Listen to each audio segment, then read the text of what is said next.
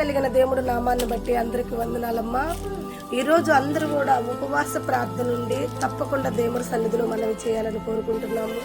ఎందుకంటే ఈ ఉపవాస ప్రార్థన చాలా బలమైన ప్రార్థన. ప్రతి శుక్రవారం ఉండగలిగితే ప్రతి ఒక్కరు కూడా ఉపవాసం ఉండి ప్రార్థన చేసినప్పుడు దేవుడు గొప్ప కార్యాలు చేస్తాడని లేఖనం సెలవిస్తుంది.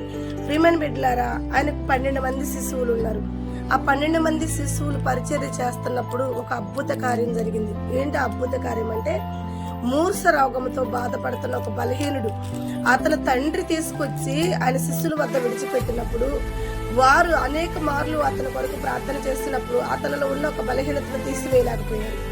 అయితే అతని తండ్రి మరలా జీవం కలిగిన దేవుడి వద్దకి అతన్ని తీసుకుని వచ్చినప్పుడు అప్పుడు జీవం కలిగిన దేవుడు మాట మాత్రం గద్దరించగానే అతనిలో ఉన్న బలహీనత, అతనిలో ఉన్న ఒక వ్యాధి గిజ్జగిజ్జలాడుతూ తొలిగి అతని శరీరం మీద నుంచి పక్కకి వెళ్ళినట్టు లేఖనం సెలవిస్తుంది. ప్రేమని బిడ్డలారా, అయితే అతని శిశువులు అడుగుతున్నారు, అయ్యా మాకు నువ్వు అన్ని అద్భుత కార్యాలు చేసే శక్తిని ఇచ్చావు కదా, మాకు బలాన్ని ఇచ్చావు కదా, అయితే మేము ప్రార్థన చేసినప్పుడు ఆ ఒక కుర్రవాడలో ఉన్న బలహీనతను మేము ఎందుకు తీసివేయలేకపోయాము, అతను ఒక బలహీనతను మేము ఎందుకు గద్దించలేకపోయాం, గద్దరించలేకపోయామని ఆయన శిశువులు అడిగినప్పుడు జీవం కలిగిన దేవుడు చెప్పిన మాట అంటే, ఉపవాస ప్రార్థన వల్ల ఇది సాధ్యము అన్నాడు.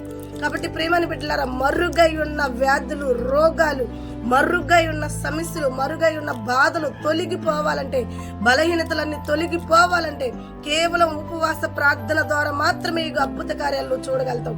దయచేసి ప్రతి ఒక్కరు కూడా ఈ శుక్రవార దినమున అందరూ ఉపవాసం ఉండి ప్రార్థన చేసినప్పుడు దేవుడు మీకు స్వస్థత, విడుదల, మీ బలహీనతలు కొట్టివేసి బలముతో నింపునుగాక. ఆమేన్. God bless you.